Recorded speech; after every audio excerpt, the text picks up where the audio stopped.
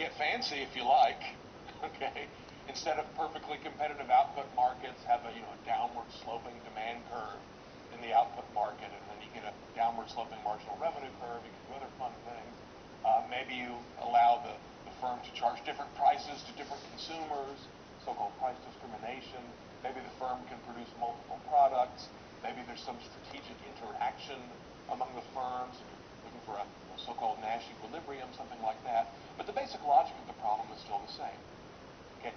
Given market conditions, given the state of technology, given demand, and so on, solve for the optimal decision, where the decision is usually something pretty simple like, Q equals blank.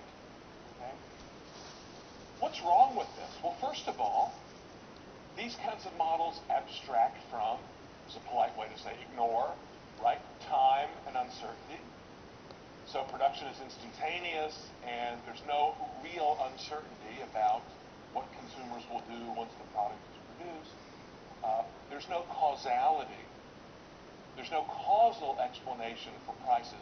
What I mean by that is the point that was emphasized by Murray Rothbard, that suppose that our goal is to explain something that goes on in the labor market, let's say.